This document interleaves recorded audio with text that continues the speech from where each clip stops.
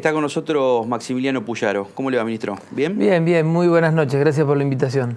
Cuando era diputado, ¿usted pensaba que podía llegar a ser ministro de Seguridad? Porque yo veía cómo se iba especializando, sobre todo teniendo... Pero porque yo cuando fui diputado, a ver, yo soy politólogo, licenciado en Administración Pública.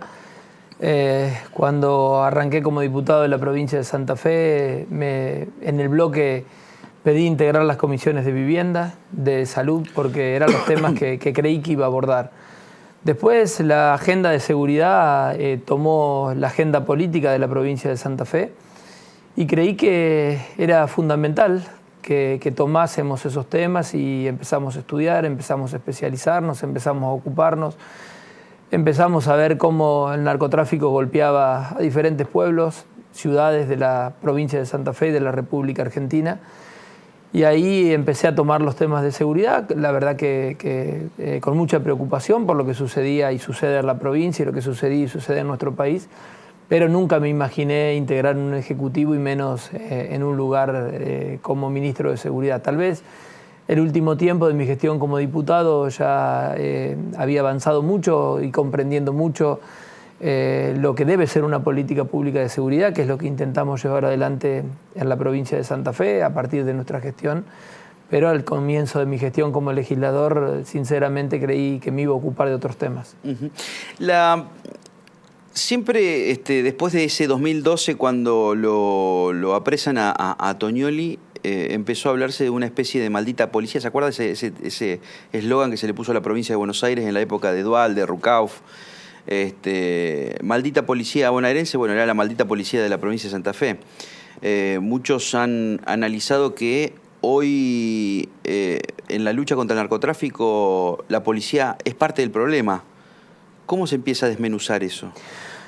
Mire, yo le puedo decir que en todas o prácticamente todas las investigaciones más importantes que tuvimos en la provincia de Santa Fe sobre narcotráfico, sobre narcomenudeo, fue la policía de la provincia de Santa Fe la que detuvo a esos narcotraficantes. Carlos Andrés Ascaini, Aldo César Orozco, Los Monos, a Luis Medina en su momento. Aquí en la ciudad de Santa Fe, al sur de Villarruel, a Baigorría, a Mustafa en su momento, al Chunchi Montenegro, a Batsimiani. Todas investigaciones que llevó adelante la policía de la provincia de Santa Fe con los juzgados federales.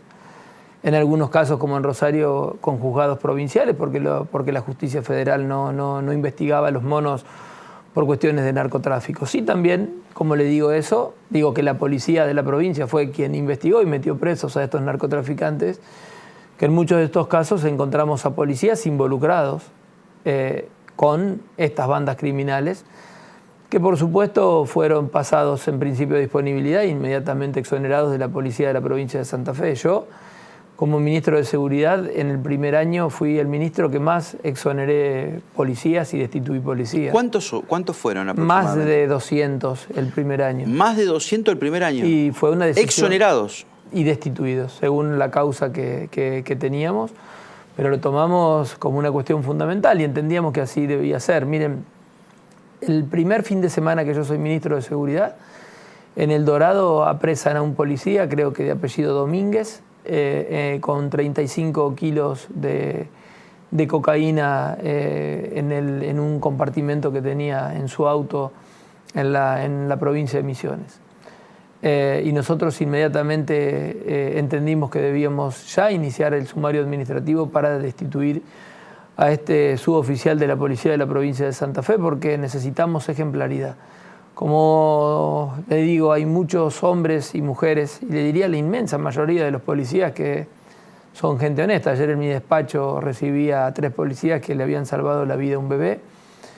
Y eso tiene que ver con muchas cosas más, ¿no? Porque no solo la acción heroica del policía de decir yo lo llevo hasta el hospital o hasta el efector público más cercano, sino que ese policía el año pasado nosotros lo habíamos preparado en RCP para que tuviese los conocimientos para hacerle el RCP a una persona que lo pudiese necesitar, y en este caso lo hizo. Cómo funcionó el plan cuadrantes que tenemos en la ciudad de Santa Fe, porque cómo se fueron cortando todas las arterias para que pase en 5 minutos, que haga 80 cuadras el móvil policial para llegar al hospital y que ese bebé hoy pueda estar con vida. Bueno, eso, como esas acciones las mostramos permanentemente, también decimos que al policía que se cruza de bando o a la persona que se viste de policía para delinquir, o sea que es un delincuente disfrazado de policía, en la nueva policía de la provincia de Santa Fe no tiene cabida. Y eso nosotros lo vemos no por investigaciones que lleva adelante el Ministerio de Seguridad, sino que lleva la propia policía. Entonces yo estoy muy entusiasmado en este proceso que se da en la provincia de Santa Fe. Tal vez muchos años atrás esto no sucedía. Si un policía denunciaba a otro, lo más probable es que lo trasladasen, que lo sancionasen, que tuviese problemas quien denunciara a sus compañeros. Hoy si hay un policía que comete un delito y otro que lo denuncia, tiene los mecanismos institucionales. Está Asuntos Internos, creado por nosotros, por el Frente Progresista. Está la Secretaría de Control, creada por el Frente Progresista, que le da los mecanismos institucionales para depurar la propia policía. Y así lo estamos haciendo, Rodrigo. Cuando dice que la justicia federal no actuaba en los casos de narcotráfico, en esa época que yo le acabo de relatar, sobre todo comienzo de 2012, bueno, la justicia provincial sí actuó como banda criminal, no como banda de narcotráfico. ¿Por qué hay tantos atentados en contra, por ejemplo, de la familia del juez Viena? Hay otros miembros del Poder Judicial que fueron amenazados, bueno, y hubo varios atentados que ocurrieron sobre todo en el último semestre. ¿Cómo se le da tranquilidad a la sociedad en esto? Porque si es vulnerable un juez, ¿cómo lo que le queda, digamos, a cualquier ciudadano? Bueno, primero decirle que nosotros no vamos a retroceder, ni nos van a amedrentar, ni asustar en la lucha que tenemos contra el narcotráfico, por más que estas bandas sean violentas. Ellos pueden realizar ataques como los que realizaron, y le puedo asegurar que vamos a dar con los responsables. Tal vez no es sencillo, pasan en una moto y tiran. Uno debería cuidar 700 objetivos y vamos a desagregar a todas las personas policiales, judiciales y políticas que participaron en lo que fue la desarticulación de la banda de los monos. Digo, es una dimensión inalcanzable. Lo que sí le decimos a estos grupos criminales es que no nos van a amedrentar, por lo menos al Poder Ejecutivo o a la gente que yo conduzco. Nosotros vamos a seguir adelante y los delincuentes van a seguir presos. En algún momento a la Justicia Federal de Rosario le costó investigar a la banda de los monos. Ustedes tienen suerte aquí en Santa Fe. Tienen 2 fiscales federales que son de lo mejor de la República Argentina. Y en Rosario también vinieron nuevos fiscales federales, a pedido que le hicimos también a la ministra Bullrich, que realmente tienen una proactividad completamente diferente a la que estábamos acostumbrados a ver. Por eso también vemos que hay mucha mayor actividad en investigaciones que lleva adelante la policía con la justicia federal, fundamentalmente en el último año. Ahora, esa dualidad que existe entre la justicia provincial por un lado y la justicia federal por el otro, me hace pensar a mí como ciudadano que en cierta forma la justicia federal ha hecho la plancha mucho tiempo. Sí, durante mucho tiempo, pero repito, lo ha corregido por lo menos los últimos meses. Aquí en Santa Fe ustedes viven una realidad diferente. Está bien, pero esto ¿cuántos fiscales? Pero yo entro al juzgado federal, a cualquiera de los 2 juzgados federales de Santa Fe, y no hay muchos casos de narcotráfico que haya por narcotráfico, digamos, encarcelado. Digo, los fiscales sí investigan, te pueden hacer una investigación exhaustiva, con mucha dinámica, con mucho trabajo, pero el que termine decidiendo es el juez. Sí. Igual, digo, acá las principales bandas, digo, nosotros cuando arrancamos la gestión teníamos 7 grupos criminales aquí en la capital, de los cuales 6 fueron desarticulados. Por eso también el gobernador Miguel Lipchi plantea la ley de narcomenudeo. Hoy el esquema de venta de estupefacientes no tiene la organización o los niveles de organización que tenía tiempo atrás. También sucede lo mismo en Rosario. Y le diría que en las principales ciudades de la provincia de Santa Fe, hoy el narcomenudeo, vemos un mercado libanizado, atomizado, donde cualquiera que consigue estupefacientes lo estira y lo vende. Entonces tenemos que discutir para a ver, me gusta que me pueda explicar eso. La génesis del narcomenudeo es que ustedes están viendo no un consumidor de drogas, sino que hoy compran pequeñas dosis y la estiran como se dice en el término, Bien. y la venden también, o sea, hacen un pequeño trabajo, digamos, también de comercialización. Para muchas personas, para consumir, estiran la droga y venden también en sus círculos más pequeños. Después, por supuesto, la escala hace al negocio y el negocio termina construyendo las diferentes organizaciones. Nosotros hoy lo que vemos en la provincia de Santa Fe, a diferencia de lo que veíamos tiempo atrás, es que no tenemos bandas organizadas de distribución de estupefacientes como si existieron aquí, en Rosario, en Rafaela. Hoy lo que vemos son puntos de venta de estupefacientes, mercado muy disímil y muy cambiante de puntos de venta, en donde tiene que haber una acción judicial mucho más rápida. Indudablemente, usted lo decía, la estructura de la justicia federal que hay hoy en la provincia de Santa Fe, jueces y fiscales, no alcanza, es inabordable la cantidad de puntos de venta que pueden existir. Más allá, el año pasado dábamos un dato que es similar, digo, comparativamente a lo que tenemos este año. Habíamos judicializado más de 1000 puntos de venta de estupefacientes en la provincia de Santa Fe, que estaban... 1000 puntos de venta. En la provincia de Santa Fe, que estaban para ser investigados y se llevaron adelante esas investigaciones. Muchos fueron allanados, digo, no fueron pocos. ¿Y de esos 1000 puntos de venta, cuántos desarticularon? Mire, el año pasado tuvimos más de 600 allanamientos por droga en la provincia de Santa Fe. ¿Qué le quiero decir con esto? Que es volátil eso, porque hoy lo cambian de lugar rápido. Sí, hoy venden en esta esquina y se van a la otra. Se van a la otra esquina. Pero también hay una realidad, que sobre la mayoría de esos puntos de venta, más que todas las grandes ciudades, si nosotros cruzamos a través de los datos de análisis criminal disparos de armas de fuego, amenazas de armas de fuego, heridos de armas de fuego y homicidios, están concentrados sobre esos puntos. Entonces, indudablemente nosotros tenemos que tener intervenciones muy fuertes y mucho más fuertes como Estado. Cuando uno plantea la ley de narcomenudeo, no está diciendo ni criminalizar a los pobres, como se plantea con un discurso facilista, ni criminalizar al consumidor. Eso ya hay fallos de la Corte. De hecho, hay un fallo de Rosario, que es el fallo Arriola, que no se criminaliza al consumidor, pero sí ir sobre esos puntos de venta y desarticularlos como Estado provincial, porque yo, un vecino que tiene un punto de venta en la esquina de su casa, un búnker como se le denomina, no le puedo decir, miren, es un problema del Estado Nacional, de la justicia federal, y la justicia federal lo va a investigar y lo está investigando, pero lo investiga en una red más compleja, que lo que intenta saber es quién le vende, quién distribuye, y en función de los que distribuyen intenta saber quién le vende, y en función de quién le vende intenta saber quién la trae. Ahora, de Paraguay o de Bolivia. Es interesantísimo, porque yo me voy imaginando la secuencia. Toman a un consumidor, lo enganchan, digamos, en una plaza pública. Acto seguido empiezan a buscar quién fue el proveedor. Sí. Pueden llegar al proveedor. Y ese proveedor, por supuesto, llega a otra, en una cuestión, digamos... Nosotros, si tomamos un consumidor, ese consumidor queda como testigo, se toma la muestra del estupefaciente que tenía y en función de diferentes muestras se puede encontrar un patrón común para saber de dónde era que se estaban abasteciendo esos consumidores. Y en función de eso se entiende que esa persona está abasteciendo a diferentes consumidores, con lo cual está vendiendo. En función de la venta, la justicia federal que va a ir a la distribución, y en función de los distribuidores, a quién la trae de otros países. ¿Cuántos casos han tenido de esa forma, con esa secuencia? Bueno, distintos, fundamentalmente en fiestas electrónicas. ¿Se da eso mucho? Sí, porque uno lo que busca es un patrón en función del tipo de droga y del tipo de sustancia, que lo hace con los laboratorios que tenemos, que tiene la Policía de Investigaciones, y encontrando esos patrones encontramos denominadores comunes para perseguir.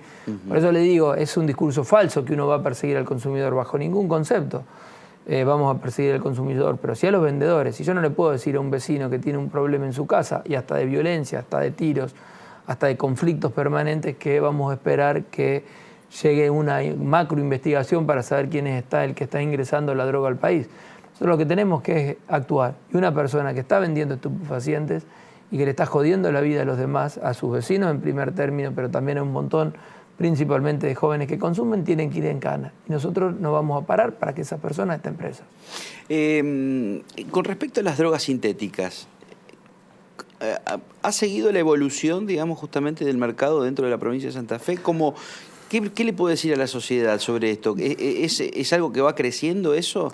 Mire, no, pero sí que son muy peligrosas, sí que tienen un nivel de letalidad mucho mayor al que pueden tener otro tipo de drogas, más allá que es un falso concepto hablar del daño que hace una droga y otra, pero al ser drogas químicas tienen otro tipo de composición. Pero uno supone a ver, digo, Colectivo Imaginario dice drogas sintéticas y son las más caras.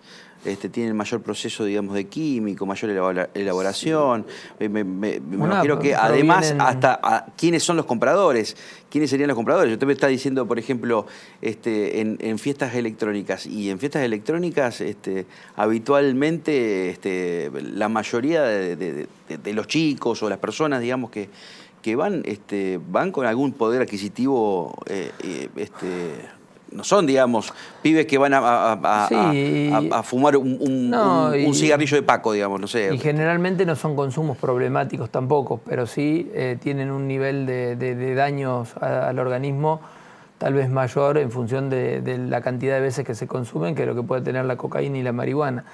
Aunque no quisiera dejar entrever como que la marihuana y la cocaína son menos dañinas. La marihuana tiene 400 componentes químicos, la que hoy se consume en la República Argentina, y a cada persona que la consume le dañan el lóbulo frontal del cerebro, haciéndole perder capacidad de raciocinio, capacidad de concentración, provocándole desinterés.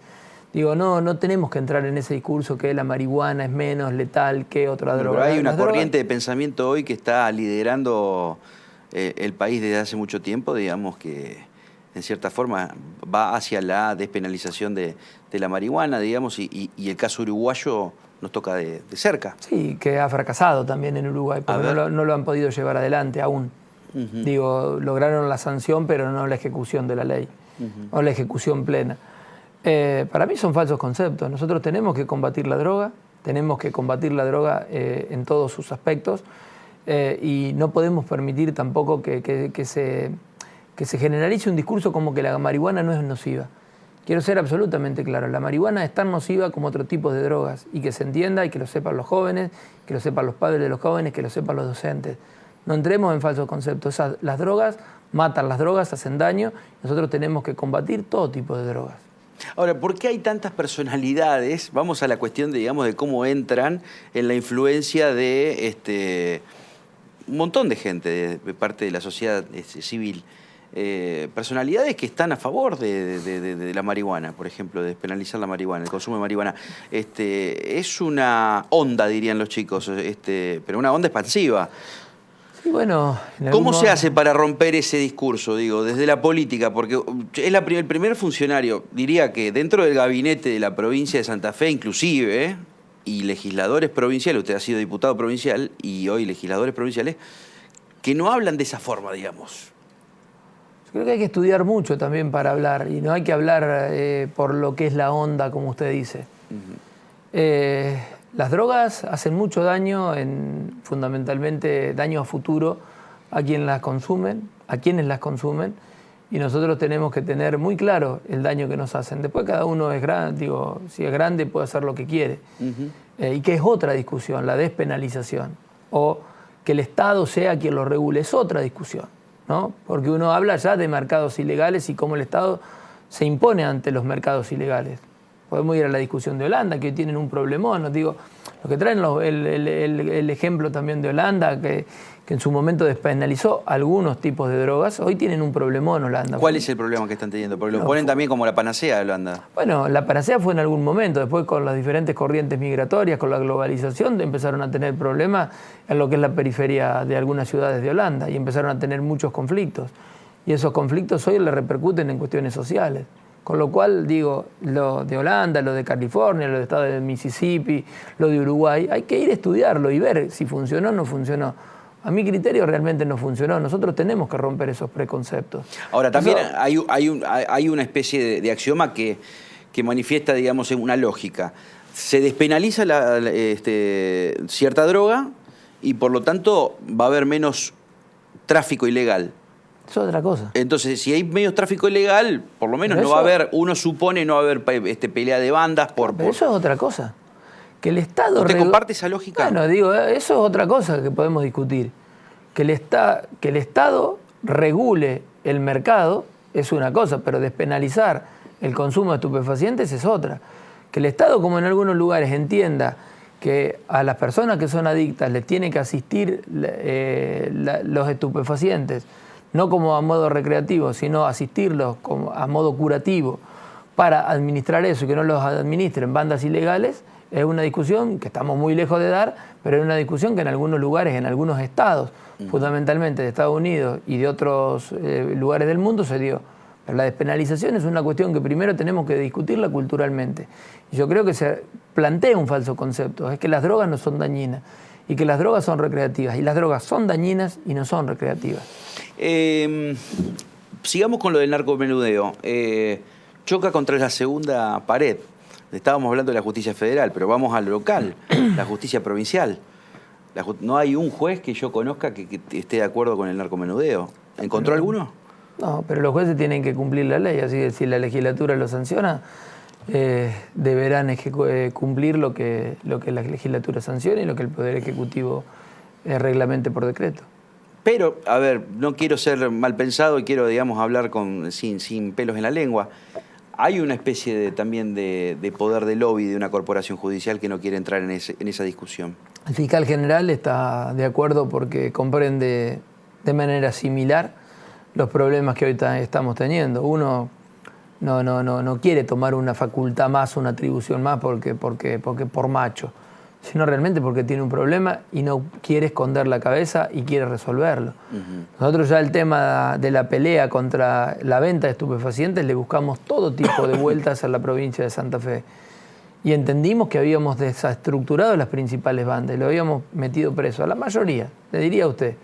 Que hace 4 años me podía nombrar 4 o 5 traficantes de la ciudad de Santa Fe. Nómbreme uno hoy. Digo, uno importante. ¿Por qué pasa eso? Porque lo hemos metido preso. Pero ¿hay más droga o hay menos droga? No me lo sabría decir. Porque droga sigue habiendo. Y eso es porque el mercado se libanizó. Entonces nosotros tenemos que encontrar herramientas nuevas para combatir. ¿Por qué la justicia provincial no quiere entrar en esa discusión? Imagino porque es un tema sumamente complejo. ¿Están preparados? A ver, supuesto. Sinceramente, ¿los jueces están preparados en la provincia de Santa Fe? Yo tengo mis dudas si los jueces están preparados, por ejemplo, para un juicio por jurado y para el juicio oral. Pero vamos, o sea, mire lo que le digo, Rodrigo, que debería ser algo, digamos, hasta la preparación. Pero vamos a nombrar jueces nuevos, vamos a nombrar fiscales nuevos. En la misma ley que envía el gobernador se plantea la jurisdicción que la justicia puede intervenir con la policía que quisiese, no con la policía de la provincia. Puede ser la policía de la provincia, la gendarmería, la prefectura, la policía federal, la policía de seguridad aeroportuaria, si quisiese. Y además se van a crear nuevos juzgados, nuevas fiscalías, nuevos defensores. Digo, no es que sea la ley con la misma estructura judicial. Miren, son los desafíos que tenemos y son los problemas que tiene la gente y como funcionarios públicos le tenemos que dar respuesta. Yo estoy convencido que es un camino, que por los mismos caminos vamos a encontrar los mismos problemas y las mismas soluciones. Es una cuestión que no se ha resuelto en la República Argentina, que en la provincia de Santa Fe hemos avanzado, pero tenemos que avanzar mucho más y creo que el narcomenudeo nos va a dar muchas herramientas para poder golpear a quienes comercializan estupefacientes fundamentalmente en barrios que generan tantos problemas, que no solo tienen que ver con la venta, sino con el robo, digo, de los pibes que son consumidores para poder seguir consumiendo, de la violencia que se genera a través de los puntos de venta, y eso nosotros no lo podemos permitir ni lo vamos a permitir. Las dos últimas, y gracias por su tiempo. Se arrepiente, hace un revisionismo corto de la historia, digamos, remontándonos a octubre, noviembre del año pasado, con el caso de las escuchas telefónicas, después en el análisis global que ha hecho de la situación, se arrepiente de algo, porque digo, a ver, voy a entrar en cuestiones, digamos, hasta casi de mencionar películas, ¿no? Pero digo, el ABC de un ministro de Seguridad, estoy seguro que hay servicios de inteligencia que lo están escuchando, que tratan de vulnerar justamente sus acciones. Miren, Rodrigo. Entonces, digo, en aquel momento, todas esas charlas que ha tenido que se hicieron públicas, después, además, ¿cómo hace esa revisión del caso? Mire, primero que la semana que viene yo me constituyo como querellante el día 25 a las 9:30 de la mañana, por lo menos voy a pedir. como víctimas de una operación que a mi criterio fue una operación de sectores oscuros de la fuerza de seguridad, también en algún punto sostenidos por grupos políticos que le dieron cobertura también en diferentes ámbitos, que a mí me intervienen en el teléfono de manera ilegal. Eso ya está probado, absolutamente probado, porque en las conversaciones que usted hace referencia no hubo ningún delito que se me pudiese imputar, con lo cual prueban claramente que hubo una operación detrás de todo esto que uno puede presumir de dónde puede haber venido. Obviamente yo me constituyo como querellante para saber la verdad, qué es lo que sucedió, quiénes estuvieron atrás de esto. Le puedo marcar muchos, pero muchos puntos que a mí me hacen ruido, pero por eso necesito constituirme como querellante para tener acceso primero. Ahora, usted está decidido, digamos, usted ve la hipótesis que tiene en su cabeza. Miren, es que fue una parte de la fuerza...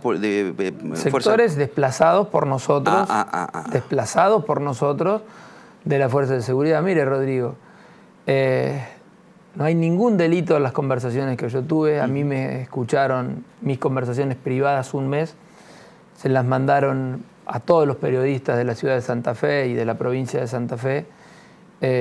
Nadie encontró ningún tipo de delito, encontró conversaciones privadas entre personas y entre funcionarios de mayor o menor confianza, pero ningún tipo de delito. Se le mintió a un juez diciéndole que no se sabía de quién era el teléfono que se iba a intervenir. Sin ningún elemento probatorio se mete esa intervención en otra causa que tenía que ver con una investigación que se llevaba adelante con policías, con lo cual yo quiero saber la verdad. Primero, quiénes estuvieron detrás de todo esto y cuál era el objetivo. Creo ver algunos ¿Usted objetivos. Percibe que saber de dónde viene la cosa?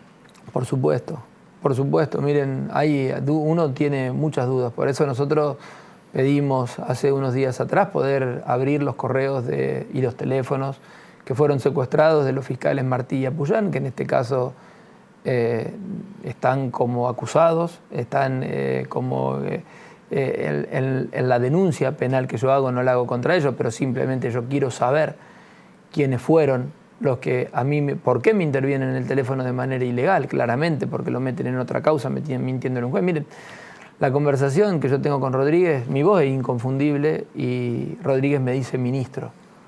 Y los fiscales sabían que el teléfono era del ministro y le mintieron al juez. Le dijeron que no tenían idea de quién era el teléfono que iban a intervenir.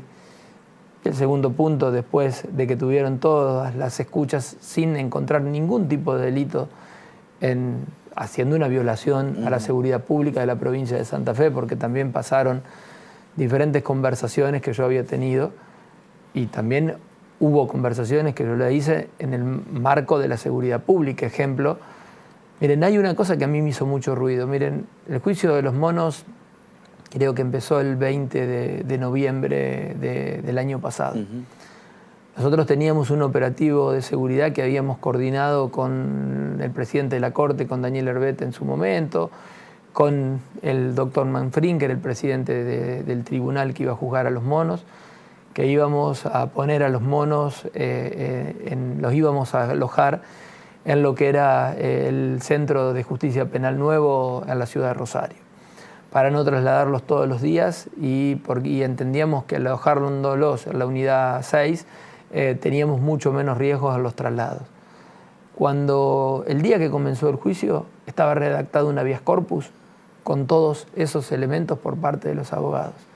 Yo tengo la presunción de que en las conversaciones, por supuesto, que yo tenía con el doctor Cocosioni en ese momento y con muchos más, por supuesto también los abogados de estos delincuentes sabían cómo iba a ser el operativo de seguridad. Fue grave. Ahora, ¿dónde los pone a Martí y a Puyán? Bueno, ¿Ustedes eso... dentro, o sea, como instrumentos, como cómplices sin querer, sin intención?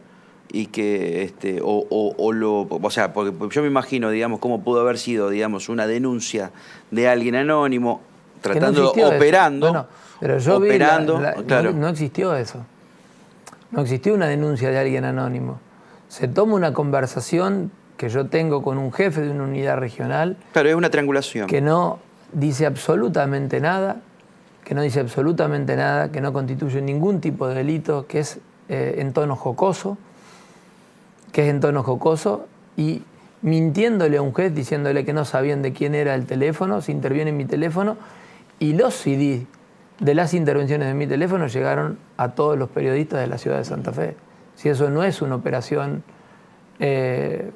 política, judicial. ¿Y un sector político usted piensa que está también? Miren, un sector político estuvo fogoneando esto, dándole plafón político durante algún tiempo a esto al menos. Durante un tiempo al menos a esto. Después, obviamente, creo que cuando vio cómo venía la situación realmente, tuvo la dignidad de correrse de esto. La política actuó dentro de la legislatura de la provincia de Santa Fe, tomándolo como caso testigo a esto. Fue grave, Rodrigo. Porque actuaron, digamos, a ver, le quitaron poder, o sea, van a controlar a los fiscales. Algún legislador me dijo, los fiscales pensaban que eran dioses, porque podían pinchar el teléfono de cualquiera. Bueno, pero mire, Rodrigo... ¿Usted comparte eso? Sí, y fue grave lo que hicieron conmigo, fue sumamente grave. O vaya a saber si lo hicieron también con periodistas, vaya a saber si lo hicieron con otros funcionarios, con legisladores.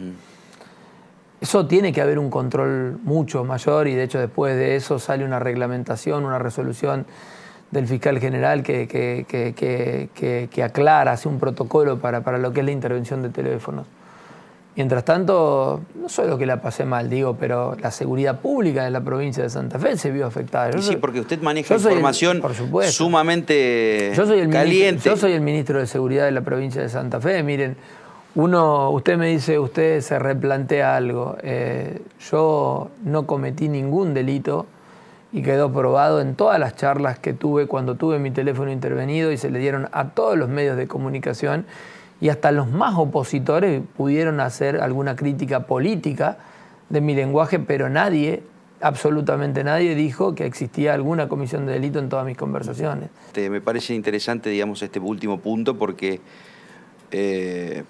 fue una de las polémicas, digamos, del año pasado, en un momento donde, inclusive nuestro equipo periodístico de esta productora participó de una investigación en la ciudad de Santa Fe sobre el denominado Corral Papers, y en aquel momento se mezcló todo con todo por estas cuestiones, ¿no? Sí, son cosas completamente diferentes. Yo creo que fueron un sacudón a las instituciones. La verdad que también las instituciones se encargaron de corregirlas, y hoy la situación es diferente. Yo el miércoles de la semana que viene quiero constituirme como querellante simplemente para saber la verdad, para saber quiénes estuvieron detrás de todo esto. Por supuesto que no fue bueno para mí. Se revelaron conversaciones privadas, se revelaron conversaciones de trabajo, conversaciones que tuve con el mismísimo gobernador, y eso no puede suceder. Muy amable, ¿eh? No, muchas gracias.